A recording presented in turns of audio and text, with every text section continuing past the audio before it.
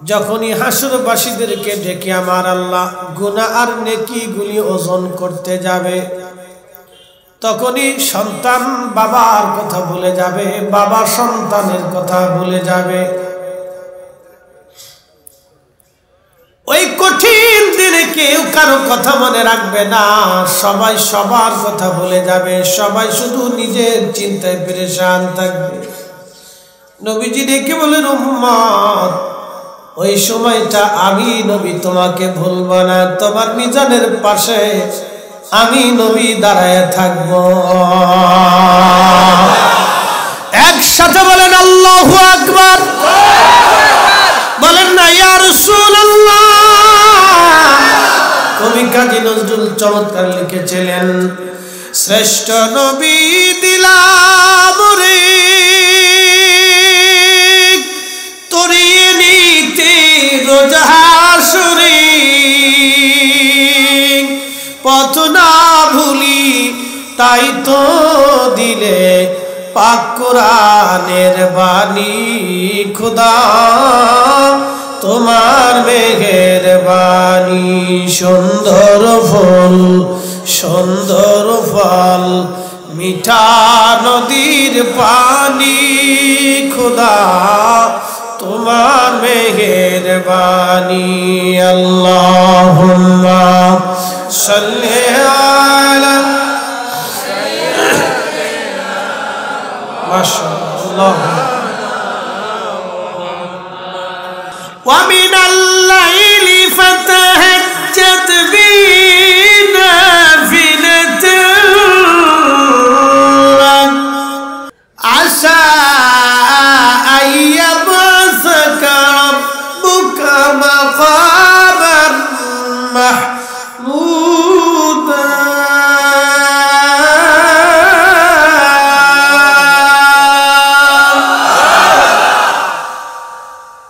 কালামকার আল্লাহ, কথাকার আল্লাহ, কখনো কি পরিবর্তন হবে না, আর কি কখনো উলট পালট হবে না। আল্লাহ বলেন, হাবিব তাহাজ্জুদ পড়েন আপনি, তাহাজ্জুদ আপনার জন্য অতিরিক্ত করে দিলাম, আন্নাফিল নফল বানায় দিলাম। যদি আপনি তাহাজ্জুদ পড়েন হাবিব, আমি আল্লাহ অবশ্যই আসা শব্দ এর অর্থ সাধারণত হয় সম্ভবত, কিন্তু কোরআনে আমার রসুলের ক্ষেত্রে যখন আসা শব্দ আসবে, ইমাম ইবনু কাসির তাফসীর ইবনু কাসিরের মধ্যে তিনি লিখতেছেন, এই আসা শব্দ দিয়ে আল্লাহ বুঝিয়ে দিলেন অবশ্যই অবশ্যই অবশ্যই আমি আল্লাহ আপনাকে দিয়ে দিব সর্বোচ্চ মাকাম, সর্বোচ্চ মাকাম, শ্রেষ্ঠ মাকাম, শ্রেষ্ঠ মাকাম, যার পরে আর কোন মাকাম নাই, মাকাম মাহমুদা।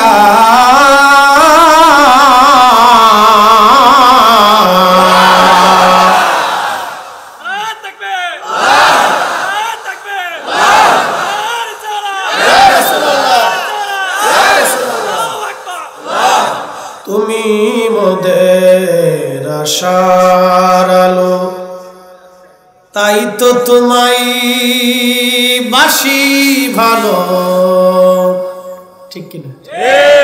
তুমি মোদের আশার আলো, তাই তো তোমায় বাসি ভালো, হৃদয় নামের ফুলদানিতে, হৃদয় নামের ফুলদানিতে গেথে রেখেছি প্রেমের মালা, ইয়া রাসূলুল্লাহ ইয়া হাবিবাল্লাহ, বলেন ইয়া রাসূলুল্লাহ ইয়া হাবিবাল্লাহ।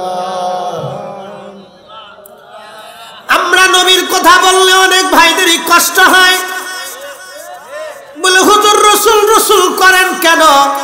আমি কেন রসুল রসুল করব? আল্লাহ তো নিজেই রসুল রসুল করছে। যদি দলিল দেই মানবেন কিনা? হুজুর আপনি বলে দেন, ইন কুনতুম তুহিব্বুনাল্লাহ, কেউ যদি আমি মালিককে চূড়ান্ত ভাবে কেউ যদি আমি আল্লাহকে ভালোবাসতেই চাই, চূড়ান্ত ভাবে কেউ যদি আমি রবকে ভালোবাসতে চাই, নবী বন্ধু আপনি বলে দেন, ফাত্তাবিউনি, সেজন্য আপনি নবীকে চূড়ান্ত ভাবে মেনে নেয়। আরো জোরে বলেন। আল্লাহ বলেন, হাবিব আমাকে মানতে হলে, আমাকে পাইতে হলে, আমাকে ভালোবাসতেই হলে আমার বান্দারা যদি চূড়ান্ত ভাবে কলিজার ভিতর থেকে আমি মালিককে কেউ যদি ভালোবাসতে চায়, বন্ধু ভালোবাসা দুই ধরনের, একটা জবানি ভালোবাসা আর একটা হৃদয়ের ভালোবাসা। জবানি আমরা সাধারণত জবান থেকে বলি ভালোবাসি তোমাকে, কিন্তু অন্তর থেকে বলি না। অন্তর থেকে ভালোবেসেছে হযরত হানজালা, গসলুল মালায়েকা হয়েছে। অন্তর থেকে ভালোবেসেছেন হযরত ওয়াসাল কারনী, দন্ত ভেঙে ফেলে দিয়েছেন। অন্তর থেকে ভালোবেসেছেন আম্মা জান খাদিজা, জীবনের সব উজাড় করে দিয়েছেন। অন্তর থেকে ভালোবেসেছেন হযরত সুমাইয়া, শহীদ হয়েছেন কিন্তু ঈমান ছাড়েন নাই। অন্তর থেকে ভালোবেসেছেন হযরত বেলাল, পিঠের চামড়াগুলি উঠিয়ে ফেলা দেওয়া হয়েছে, নবীর কদম ছাড়ে নাই। অন্তর থেকে ভালোবেসেছেন আম্মা জানা আয়েশা, কুমারী বয়সে রাসূলের কদম তিনি ছেড়ে দেন নাই। অন্তর ভাবে ভালোবেসেছেন আম্মা জান সাউদা, বৃদ্ধ বয়সে রাসূলের কদমে স্ত্রী হয়েছেন, কোনোদিন ছেড়ে চলে যান নাই।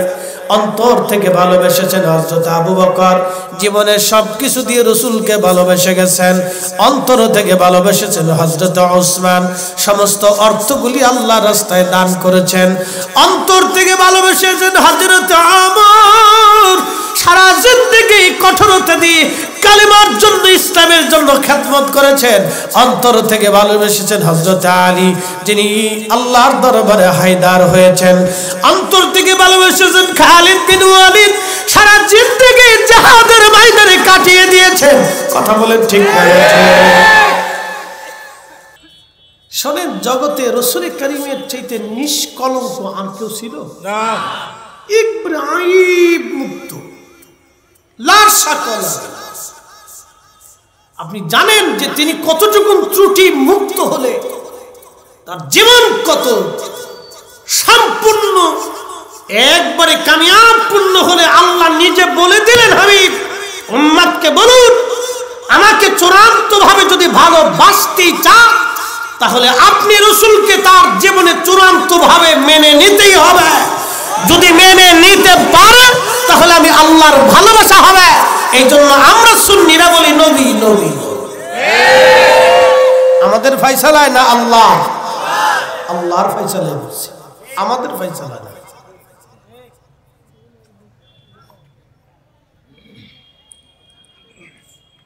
বগুড়াবাসী মনোযোগ দিয়ে শুনিয়া যাবেন।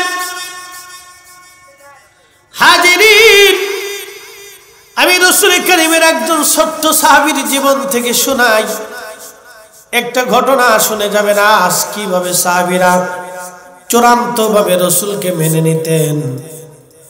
নবীর দরবারে একজন সাহাবী ছিলেন, তার নাম জুলাইবি। অনেকে হয়তো জীবনে প্রথমবার নাম শুনেছেন। সাহাবী রাসূল জুলাইবি একেবারে ছোট্ট একজন সাহাবী, বেঠে বামন। কিছু লোক আছে না বামন, বামন। এক নম্বরে বামন, দুই নম্বরে কালো, তিন নম্বরে গরিব, চার নম্বরে বংশহীন। বাবার পরিচয় নাই, মার পরিচয় নাই, কোথায় বাড়ি কোথায় ঘর কেউ জানে না। ছোট্ট কালে হারিয়ে যে হারানো জুলাইবি এসে এসে এসে এসে নবীর দরবারে এসে পড়ে গেল। সবাই যদিও পৃথিবী থেকে সরায় দেয়, আল্লাহর রাসূলের দরবারে একটা মুসাফিরখানা ছিল, গরিবখানা ছিল, তার নাম আহলে সুফা। রাসূলের দরবারে গরিবখানা ছিল। আল্লাহর কসম, এই জন্য গরিবদেরকে যারা সাহায্য করে, এতিমদেরকে যারা খাবার দেয়, পৃথিবীতে তাদের মতো শ্রেষ্ঠ কেউ নাই। বলে দিয়ে যাচ্ছি, আমাদের দেশে বহু হাজি আছে, সুদে হাজি, ঘুষে হাজি, ঘুষে নামাজি, সুদে নামাজি, আকাম্মে নামাজি, সারা জীবন অকাম কুকাম করছে। বাপরে বাপ, এখনো বনের জমি বুঝাই দেয় না, টুপি মাথায় দিয়ে মসজিদের প্রথম কাতারের নামাজে দাঁড়া। শয়তানে হাসে আর কে বলে, চাচা তোর মতো সিটার আমিও না, তুই আমার সাথে বড় সিটার। উচিত কথাই বিয়েই বেজার না, বিড়াল বেজার, গরম ভাতে কুটুম বেজার, ডাল ভাতে বিলাই বেজার, আর উচিত কথাই মাওই বেজার। মন খারাপ করে দিল। বনের জমি দেন নাই বুঝাইয়া সারা জীবন সাজদা দিলেও কাজ হবে না, এই বুড়া কলা দেখাই দিয়ে গেলাম। কাবা শরীফের হেরেম শরীফের গিলাপ পড়ে কবর দিলেও কাজ হবে না। আসল ইসলাম বুঝে যাবে। খালি চার দোকানে বসে বসে এতা বলো না, হেতা বলো না, এতা বলো না, এতা বলো না, এতা বলো না, হেতা বলো না, সব নিজে উনি বলা।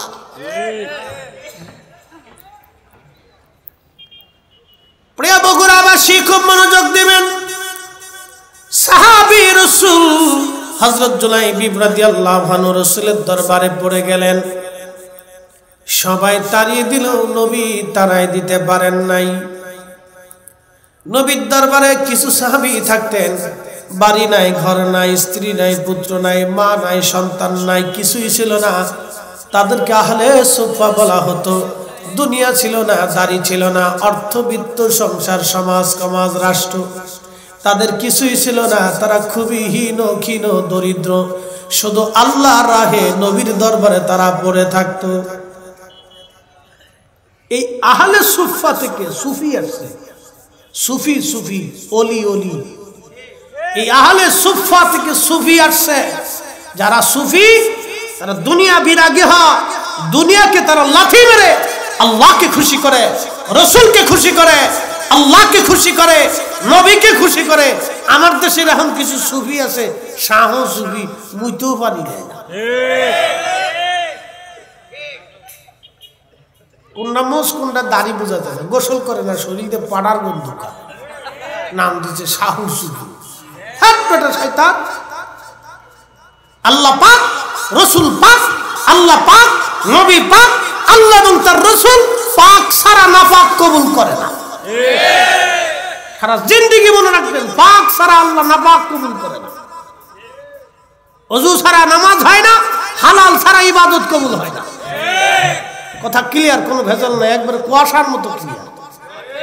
বলে কুয়াশা হুজুর ক্লিয়ার না, তো কুয়াশা তো ঝাপসা ঝাপসা দেখা যায় না, কুয়াশা ক্লিয়ার। এই কুয়াশা এনে জমা করবেন, দেখবেন পানি হয়ে গেছে, ক্লিয়ার।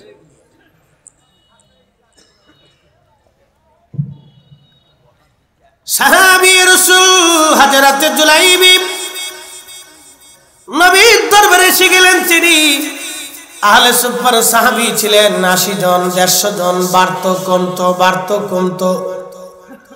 রসুলের দরবারে কোনো কিছু খাবার আসলে তারা খাইতো, না আসলে তারা না খেয়ে থাকতো। দিন রাত 24 ঘন্টা তারা নবীর দরবারে কাটায়া আল্লাহর ইবাদতে দিন রাত গুজার করত। যেমন এমন কিছু বুজুর্গ অলি ছিল যারা দুনিয়াতে শুধু আল্লাহর জন্য হয়েছিল, যার কারণে তামাম পৃথিবী তাদের হয়েছিল। শোনেন, একটা কথা মনে রাখবেন বগুড়াবাসী, আল্লাহর অলিদেরকে দিয়ে আমরা এই জমিনে ইসলাম পেয়েছি। যতই ছুটা গুরান কাজ হবে না, শাহজালাল না আসলে কালেমার স্বাদ পেতেন না। খাজা আজমিরি রাহিমাহুল্লাহ যদি না আসতো, কালেমা কি জিনিস বুঝতেনি না।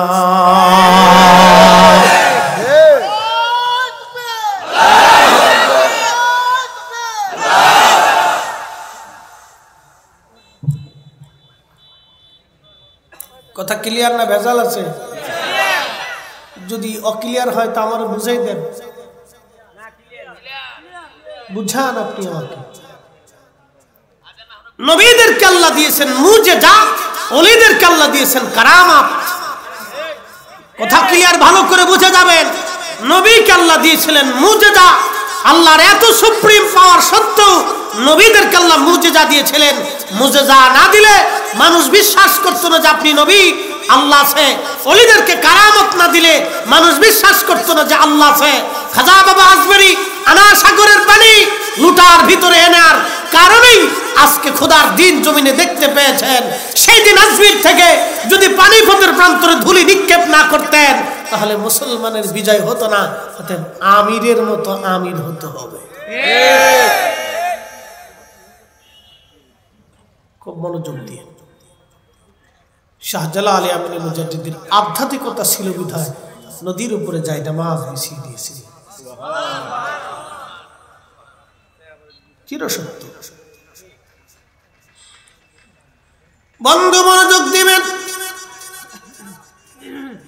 হযরত সাহাবী রাসূল জুলাইবি নবীর দরবারে পড়ে গেলেন। বাড়ি নাই, ঘর নাই, মা নাই, বাবা নাই। রসুলের আহলে সুপার সাহাবী, খাবার আসলে খেত, না আসলে না খেয়ে থাকতো। দীর্ঘদিন পার হলো। নবীজি ডাক দিয়ে বললেন, জুলাইবি তোমার যৌবনের বয়স হয়ে গেছে, তোমার তো বিয়ে শাদীর প্রয়োজন, একটা সংসারের প্রয়োজন। জুলাইবি বলল, হুজুর আমার মতো নিগ্রো, কালো, বেঠে, বামন, গরিব, বংশহীন একজন জুলাইবিবের সাথে মদিনার কে মেয়ে বিয়ে দিবে? জন্মগতভাবে মদিনার মানুষ সুন্দর, জন্মগতভাবে মদিনার মানুষ সুন্দর এবং মদিনার মানুষের মতো ভদ্র, নম্র পৃথিবীতে কোনো মানুষ আপনি খুঁজে পাবেন না। এখনো নাই, কিয়ামত পর্যন্ত হবে। আল্লাহর কসম করে বলি, শুধু রাসূল ওই জমিনে ঘুমানোর জন্য, নবীর সোহবতের জন্য মদিনার ছোট্ট বাচ্চা মদিনাতে থাকবেন। সকালবেলা তারা হেরেমে মসজিদে নববীতে আসে, দেখবেন চুপচাপ আসে, চুপচাপ চলে যায়। খোর গোল, লাফালাফি, পাড়াপাড়ি, গোটাগুটি, কোনো শব্দ করে না। লাফালাফি, পাড়াপাড়ি আমার এই বাংলাদেশের, আফ্রিকার বিভিন্ন দেশের ওই বাচ্চা কাচ্চা নিয়ে যায়, ওরা মদিনাও চিনে না। ও লাফালাফি সুন্দর জায়গা দেখে দৌড়াদৌড়ি, পাড়াপাড়ি করে। কিন্তু মদিনার বাচ্চা জন্মগতভাবে রাসূল জানেন, যারা রাসূল থাকার কারণে এত রাসূলকে তাজিম করে যে মদিনার মাটির ভিতর দিয়ে হেরেমের মধ্যে আসার পরে তারা যেন মনে হয় মাটি হয়ে গেছে। আল্লাহু আকবার। এত শরীফ, এত নম্র, এত ভদ্র পৃথিবীতে কোনো মানুষ খুঁজে পাবে। রাসূল বলতেন, আমার উম্মত মদিনাকে ভালোবাসবে। কেউ যদি আমার মদিনার মানুষকে কষ্ট দেয়, সে আমাকে কষ্ট দিবে। কেউ যদি আমার মদিনাকে গালি দেয়, আমাকে গালি দিবে। কেউ যদি আমার মদিনার মানুষকে ভয় দেখায়, আমাকে ভয় দেখাবে। আমি রাসূল বদদুয়া করলাম, তার হাসর ধ্বংস হবে, তার উপরে লানত পড়বে। দুনিয়ার কোন ইবাদত আল্লাহর দরবারে তার কবুল হবে না। আমার মদিনাকে বন্ধ বললে, আমার মদিনার মানুষকে কষ্ট দিলে, কারণ ওরা আমাকে পাহারা দিয়েছে, ওরা আমাকে ভালোবেসেছে, ওরা আমাকে সব কিছু দিয়েছে। একবার জোরে বলবেন কি মারহাবা। সোনার মদিনা বহু দূরে, কিন্তু মদিনাওয়ালা আমার অন্তরে। সোনার মদিনা বহু দূরে, কিন্তু মদিনাওয়ালা আমার অন্তরে। বাবা তুই জ্বালাইতেছিস কেমন? চাপ দে, ছড়া। আরে যন্ত্রণা, আমি এইভাবে ওয়াজ করি বাবা, বুঝবি না তোরা। যা যা যা, আমি যত ফোর্সে ওয়াজ করি, তোর মাইকের কাছে গেলে তোর মাইকের সব ইউনিট কেটে যাবে। এই জন্য আমি দূরে সরাই রাখি, বুঝবি না তোরা। বালা আছে, আমি তো দোয়া করছি তোর লেগে, আমি তো জানি মাইক বালা, গুতাগুতি করিস না। ঠিক আছে, ও চাইতেছে আরো সুন্দর, কিন্তু আমরা কাছে নিয়ে কথা বললে আপনি বুঝবেন না। আমি যখন হাই স্পিড দিব তখন কাছে নিল ইউনিট কেটে যাবে, ধমধম ধমধম করে কেটে যাবে। সোনার মদিনা বহু দূরে, কিন্তু মদিনাওয়ালা আমার অন্তরে, কিন্তু মদিনাওয়ালা আমার যে গিয়েছে একবার সোনার মদিনা, যে গিয়েছে একবার সোনার মদিনা, তাহার মনে আর কোনো দুঃখ রইল না। আমার অন্তর জুড়ে মদিনায় আছে রে, মদিনা মদিনা বলে জিকির করি রে, আহা মদিনা মদিনা বলে জিকির করি রে। আল্লাহুম্মা সাল্লি আলা সাইয়্যিদিনা মাওলানা ওয়া আলা আলি সাইয়্যিদিনা।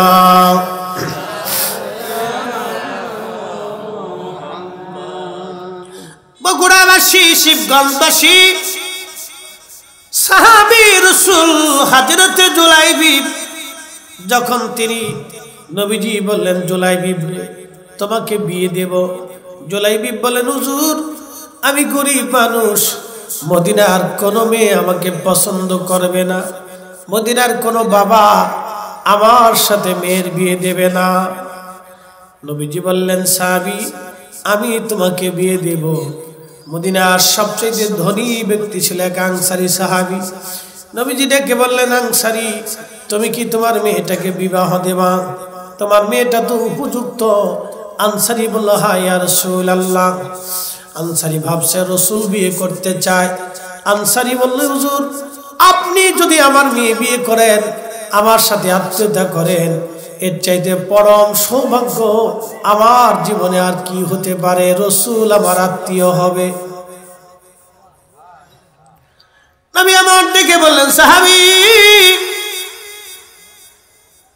আমি বিয়ে করতে চাই না তোমার মেয়ে, বরং আমার জুলাইবীর জন্য তোমার মেয়ের পয়গাম দিলাম, প্রস্তাব দিলাম, আমি পছন্দ করেছি জুলাইবীকে। দেখেন সাহাবী তো বাবা, সন্তানের প্রতি বাবার মায়া বেশি। চুপ হয়ে বলেন ইয়া রাসূলুল্লাহ বেঠে বামন জুলাইবী আমি মেয়ের মায়ের সাথে পরামর্শ ছাড়া সিদ্ধান্ত দিতে পারবো না। আস্তে করে মন ঘুরে গেল, কারণ বাবা তো একে তো গরিব, বামন, কালো, পরিচয় একটা মানুষের সাথে কি করে মেয়ের বিয়ে দেয়? তার মা কে, বাবা কে, বংশ কোথায়, গ্রাম কোথায়, ঠিকানা কোথায় কেউ জানে না। এরকম একটা লোকের সাথে কি আপনি আত্মীয়তা করতে পারবেন? যে এই ছেলেটা যদি আমার মেয়েটাকে রেখে দিয়ে চলে যায় তো কোথায় খুঁজে বেড়াতে পাবো? সবার একটাই চিন্তা থাকে। তো সাহাবী ওই চিন্তায় তিনি আস্তে করে নরম হয়ে যে বলেন হুজুর আমার স্ত্রীর সাথে পরামর্শ করতে হবে। তো আল্লাহ রাসূল একটু বেজার হয়ে গেল। পছন্দ করছে কে? নবী। রাসূলের পছন্দে ভুল হতে পারে না। কি কথা কর না কেন? নবীর সিদ্ধান্তে কোনো ভুল হতে হয় নাই, এটাই চূড়ান্ত। আজকে আমার দেশে যারা রাসূলের ভুল ধরে ওদের মতো নাফরমান পৃথিবীতে জমিনের ভিতরে একটা আছে বলে আমি জানি না। পৃথিবীর নিকৃষ্ট জীব থাকলেও আছে। নবীর ভুল ধরে নাই, বরং আল্লাহর ভুল ধরে ফেলছে। ও মুসলমান আছে কিনা সন্দেহ আছে।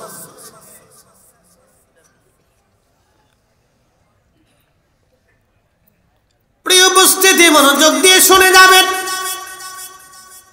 সাহাবী বাড়ি যাইয়া স্ত্রীকে বললেন বিবি তোমার মেয়ের ব্যাপারে আমার রাসূল পয়গাম দিয়েছে, বিবাহের প্রস্তাব দিয়েছে।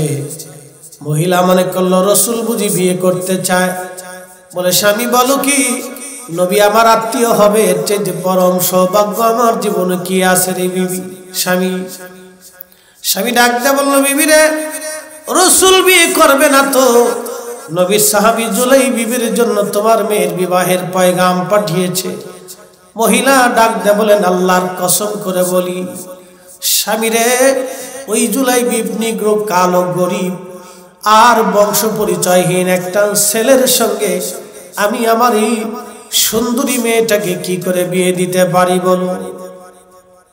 মেয়েটাও মদিনার সবচেয়ে বেশি সুন্দর ছিল। আল্লাহু আকবার। বলি মদিনার মেয়েরা তো এমনি সুন্দর, মদিনার মানুষ কি সৃষ্টিগতভাবে এমনি সুন্দর, তারপরে মদিনার আরো শ্রেষ্ঠ সুন্দরী। এবার বুঝতে পারতেছে আমাদের পৃথিবীতে যে বেডি বেশি ল্যাংটা এটা বিশ্ব সুন্দরী, বুঝছেন নাই? পৃথিবীর সৃষ্টি বলে বেশি ল্যাংটা এটাই সুন্দরী।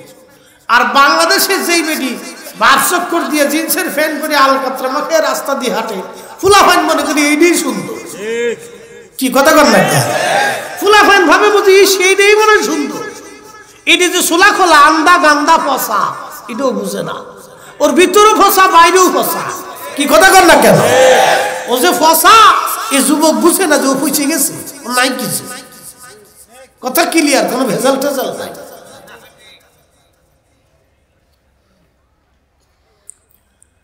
মুসলমান শুনিয়া যান, মদিনার সুন্দরী রূপসী নারী বুঝতেই পারতেছেন তাদের মতো সুন্দর পৃথিবীতে আর আছে কিনা আমি জানি না। চরিত্রগত সুন্দর, দেখতে সুন্দর, আদবেও সুন্দর, আমলেও সুন্দর, ইবাদতেও সুন্দর, পর্দাতেও তারা সুন্দর। মাথার থেকে পা পর্যন্ত সব দিক দিয়ে তারা সুন্দর, তারা শ্রেষ্ঠ। কারণ রাসূলের বারগাহে থাকার কারণে তাদের জীবন আল্লাহর পক্ষ থেকে আল্লাহ পবিত্র করে রেখেছে। একবার জোরে বলা যাবে কি আল্লাহু আকবার। একটা কথা মনে রাখবেন, পৃথিবীতে মদিনার মধ্যে নাফরমান কোনোদিন ঢুকতে পারবে না, মদিনার ভিতরে নাফরমানি ঢুকতে পারবে না। মদিনার হাউদের মধ্যে যারা থাকে দাজ্জাল কোনোদিন ঢুকতে পারবে না। পৃথিবীর সমস্ত নাপাকি খারাপি হারামি সারাবি পৃথিবীর সব জায়গা যাবে, কিন্তু আমার রাসূল ওই মাটির মধ্যে ঘুমানোর কারণে মদিনার হাউদের মধ্যে সারাবি খারাপি নাপাকি হারামি কিছুই ঢুকবে না। একবার জোরে বলা যাবে কি মারহাবা। এই জন্য মদিনার সীমানার ভিতরে যারা থাকে আল্লাহ কর্তৃক তারা শ্রেষ্ঠ। সাহাবী জুলাইবিবের ব্যাপারে মহিলা বলল, আল্লাহর কসম ওই বামন বেঠে ছেলের সাথে আমি আমার মেয়ের বিয়ে দেব না। মহিলা রেগে গেছে। তো ওই মেয়েটা ঘরের ভিতর থেকে বাবা মায়ের কথোপকথন শুনতেছিল। তো মেয়েটা তার রুম থেকে এসে বাবার রুমের ভিতরে ঢুকে বলতেছে, আব্বা এবং মা আপনারা কি নিয়ে কথা বলতেছেন? বলতেছে, মেয়ে আমার কলিজার টুকরো, রাসূল তোমার বিয়ের পয়গাম পাঠিয়েছে সাহাবী জুলাইবিবের জন্য। তুমি তো জানো সে বামন বেঠে, মদিনার মানুষ তাকে নিয়ে হাসি তামাশা করে, গরিব নিগ্র অভাবী বংশহীন পরিচয়হীন, তোমার সাথে তার বিবাহ কি করে হয়? মেয়েটা ধমক দিয়ে বলতেছে, বাবা কলিজাতে সাহস কি করে হয়? রাসূল আমার জন্য স্বামী পছন্দ করেছে, নবী পছন্দ করেছে। একসাথে বলেন আল্লাহু আকবার, আল্লাহু আকবার। মদিনার মানুষ সাহাবী রাসূলরা নবীকে প্রাধান্য কিভাবে দিতেন এটা বুঝে যাবেন, এটা বুঝে যাবেন, সাহাবীদের জীবন থেকে বুঝে যাবেন। বলতেছে, মা সাহস কি করে হয়? রাসূল আমার ব্যাপারে স্বামী পছন্দ করেছে আর আপনি সেটাকে অপছন্দ করে দিয়ে আপনি সেটাকে ডিভাইডেড করে দিচ্ছেন, ভাগ করে দিচ্ছেন, দূরে ঠেলে দিচ্ছেন। যা রাসূল পছন্দ করেছে স্বামী আমার জন্য, আমার জীবনে এর চাইতে পরম সৌভাগ্য আর কিছু হতেই পারে না। সাহাবী রাসূল। আর আমরা রাসূলের কথা বললে প্রশংসা করলে অনেকে বলেন ওয়াজ হচ্ছে না, ওয়াজ আমরা পারি না, তাফসীর হচ্ছে না, না তাফসীর পারি না আমরা।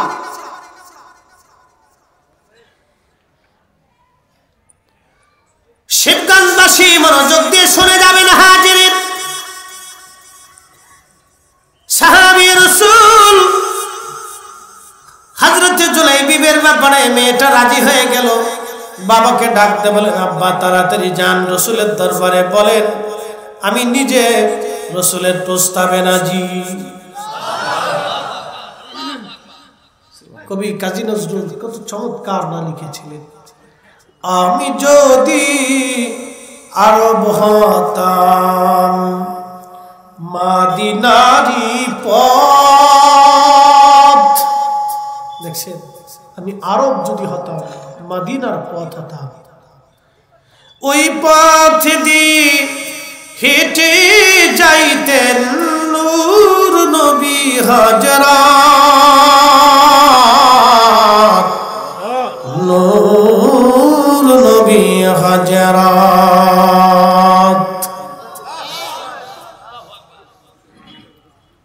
সাহাবী রাসূল আনসারী দৌড়ে এসে বলতেছে, ইয়া রাসূলুল্লাহ, আপনার প্রস্তাবে আমার মেয়েটা রাজি হয়ে গেছে। হুজুর, আপনি বিয়ের দিন তারিখ নির্দিষ্ট করে দেন, বিয়ের ব্যবস্থা করেন। আমিও রাজি, মেয়ের মাও রাজি, কারণ মেয়ে নিজে আপনার প্রস্তাবে রাজি হয়েছে।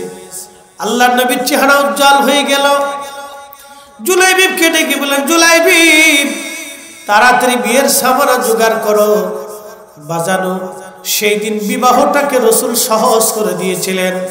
আজ বিয়ে কঠিন হওয়ার কারণে আমাদের দেশের জেনার সংখ্যা বেড়ে গেছে। বিয়ে কঠিন হয়ে গেছে, আজ বিয়ে বড় কঠিন হয়ে গেল, বিয়ে বিরাট বড় কঠিন হয়ে গেছে।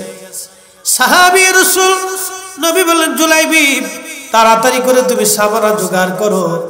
দরিদ্র মানুষ বড় কষ্ট করে সামানা জোগাড় করছে, অনেক কষ্ট হলো বিয়ের সামানা জোগাড় করতে।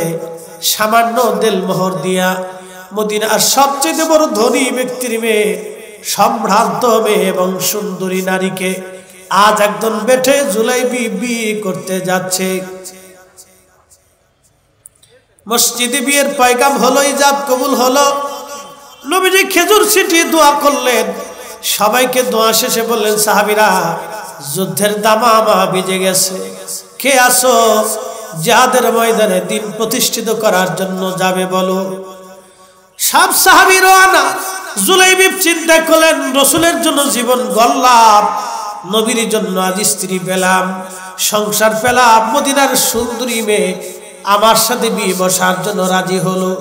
রাসূল জিহাদের ময়দানে চলে যাবে, আর আমি জুলাইবিব শ্বশুর বাড়ি থাকবো, তা হবে না। আমিও রাসূলের সঙ্গে জিহাদের ময়দানে চললাম। নিজের স্ত্রীকে একটা নজর দেখারও অনুভব অন্তরে আনেন নাই। আমার নবীর সঙ্গে সঙ্গে জিহাদের ময়দানে রাসূলের পিছে পিছে রওনা হয়ে গেল। একসাথে বলেন আল্লাহু আকবার। তেলের গাড়ি তেলে চলি, হাওয়ার গাড়ি হাওয়ায় উড়ে, বিনা তেলে চালাই গাড়ি নবী সুলাইমান। আমরা সেই মুসলমান, আমরা সেই মুসলমান, আমরা সেই মুসলমান হোক মসজিদে জুতা চুরি। আচ্ছা, আপনাদেরকে একটা কথা বলি, বলেন তো, যারা সরকারি সম্পদ চুরি করে খায়, কিয়ামতের দিন মামলা কতজনের হবে? 18 কোটি মানুষ মামলা করবে আল্লাহর আদালতে। কত কোটি? 18 কোটি। এর মতো বলদ পৃথিবীতে আর একটাও নাই, যে নিজে চুরি করে সন্তানের জন্য রেখে গেল, কিন্তু নিজে খাইতে পারল না।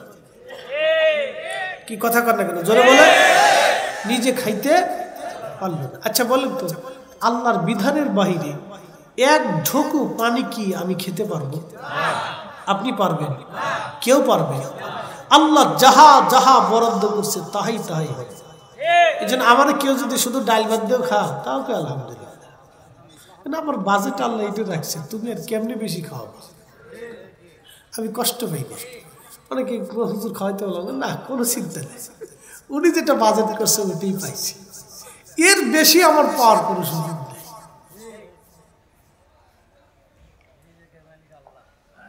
তো খুব মনোযোগ দিয়ে, এই লোকটা সরকারি অর্থ চুরি করল, মানে রাষ্ট্রের অর্থ, প্রত্যেক জনগণের হক এখানে মিশ্রিত। কথা ঠিক আছে না ভাই?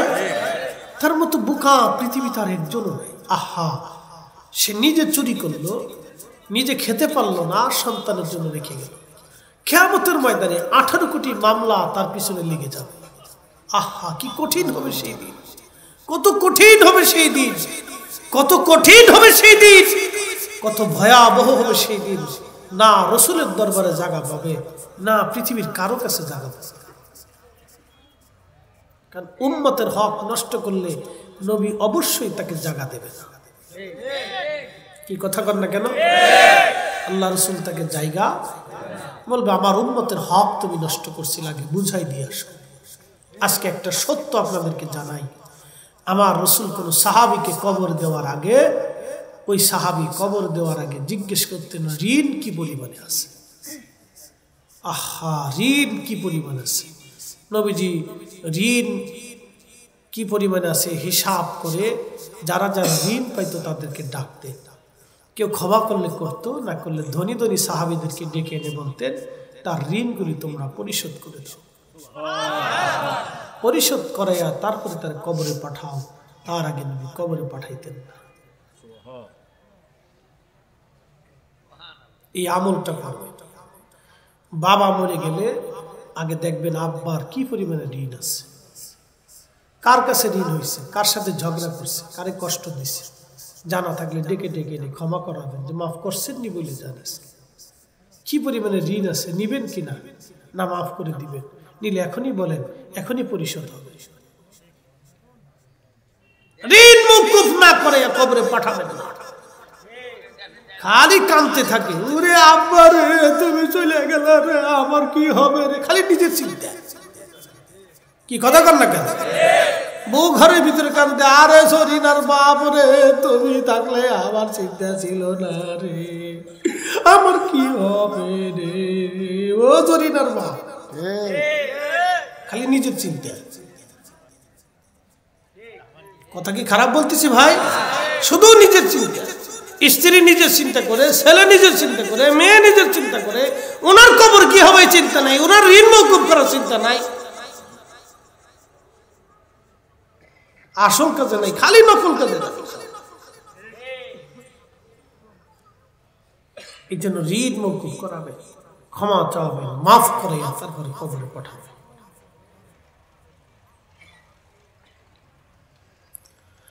প্রিয় ভাই আমার, খুব মনোযোগ দিবেন। সাহাবী রাসূল জুলাইবিব জিহাদের ময়দানে চলে গেল। সুন্দরী স্ত্রী, একটা বারো নজর দেওয়ার সময় হলো না গো, কারণ রসুলের সঙ্গে রওনা হয়ে গেছে। বাবাজি, যুদ্ধের ময়দানে প্রচন্ড জিহাদ হলো। ইমাম ইবনু কাসির তাফসীর ইবনু কাসিরের মধ্যে তার জীবনী লিখতে যায়, লেখেন প্রচন্ড যুদ্ধে বহু সাহাবী জীবন শহীদ হলো। নবীজি শহীদ সাহাবীদের জানাজা হতো, কিন্তু গোসল হতো না, বিনা গোসলে সবাইকে দাফন করা হতো। সব শহীদদেরকে এনে এনে কাতার করে শোয়াইয়া কবর খনন করা শুরু হয়ে গেল। নবীজি এক এক নজর করে সবার চেহারা দেখতে লাগলেন, কে শহীদ হয়েছে। আহা, সব সাহাবী শহীদ সাহাবীদের চেহারা দেখার পরে নবীজি বললেন, সাহাবীরা রে, সবার লাশ কি তোমরা আনছো? সাহাবীরা বলল, হ্যাঁ ইয়া রাসূলুল্লাহ, সবার লাশ আনছি।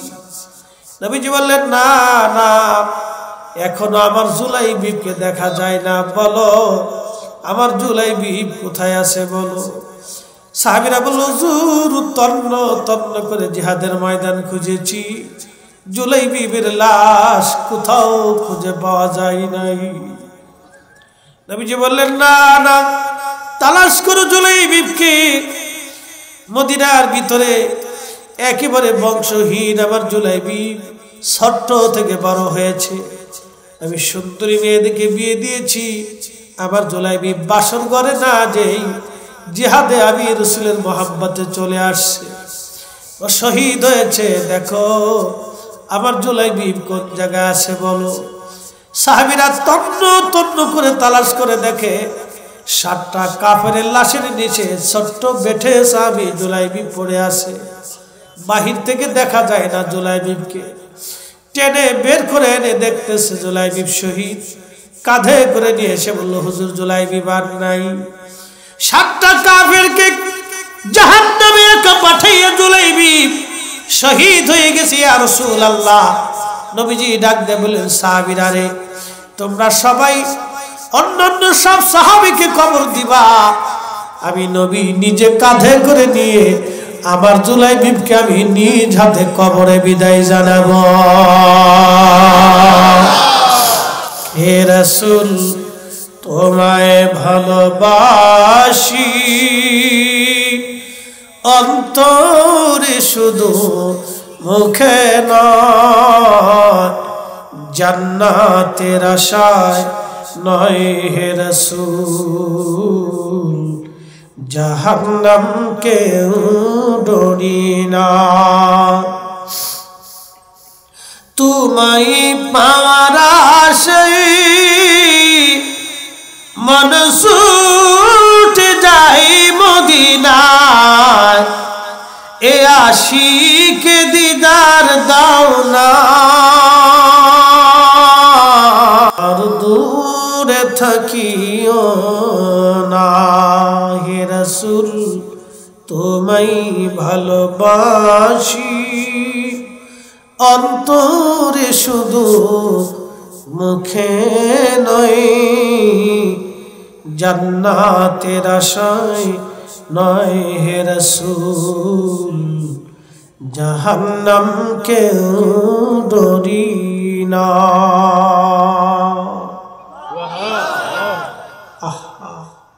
সাহাবীদের জিন্দেগি যদি আপনি শুনেন, আপনার দিল নরম হবে। আল্লাহ এর জন্য বলছেন, রাদিয়াল্লাহু আনহুম ওয়া রাদু আনহু, আমি আল্লাহ তাদের উপরে খুশি, তারাও আমার উপরে খুশি। সময় তো আমার খুবই সংক্ষিপ্ত, অল্প সময়ে আপনাদের রুহের খোরাক আমি দেওয়ার চেষ্টা করছি। একটা লোক উঠবেন না, দোয়া ছাড়া গেলে আমি বদদোয়া করব।